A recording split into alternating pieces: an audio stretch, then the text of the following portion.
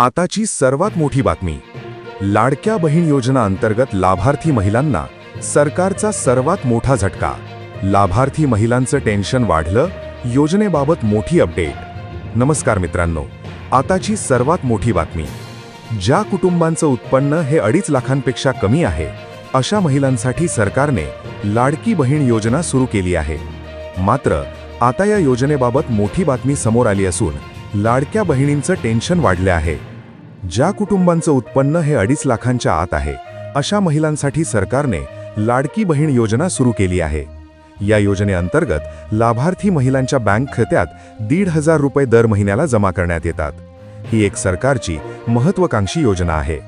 सरकारच्या या योजनेचा लाभ राज्यातील लाखो महिला घेत आहेत. महिला वर्गामध्ये ही योजना चांगलीच लोकप्रिय आहे. मात्र अशा देखील काही महिला आहेत ज्या या योजनेसाठी पात्र नसताना देखील योजनेचा लाभ घेत आहेत. अशा महिलांना आळा घालण्यासाठी तसेच त्यांची नावं योजनेतून वगळण्यासाठी सरकारने आता या योजनेसाठी ई-केवायसी सुरू केली आहे. या योजनेचा लाभ पुढे चालू ठेवण्यासाठी ई-केवायसी करणं बंधनकारक असणार आहे. या योजनेसाठी सुरुवातीला केवायसी करण्याची अंतिम मुदत 18 नोव्हेंबर होती. मात्र अनेक लाभार्थी महिलांची ई-केवायसी बाकी असल्यानं सरकारने केवायसीला मुदतवाढ दिली होती. सरकारकडून ई-केवायसीला 31 डिसेंबरपर्यंतची मुदतवाढ देण्यात आली होती. आता ई-केवायसी करण्यासाठी अवघे 2 दिवस बाकी आहेत. मात्र समोर येत असलेल्या माहितीनुसार यावेळी सरकार केवायसीची मुदत वाढवून देण्याची शक्यता फारच कमी आहे.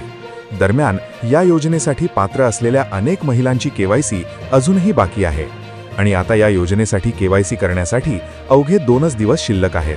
त्यामुळे ज्या महिलांची केवायसी वेळेत पूर्ण होणार नाही, त्यांना सन्मान निधी वितरण बंद होऊ शकते. तसेच सरकारकडून देखील या योजनेची केवायसीची मुदत वाढवून मिळण्याची शक्यता नाहीये.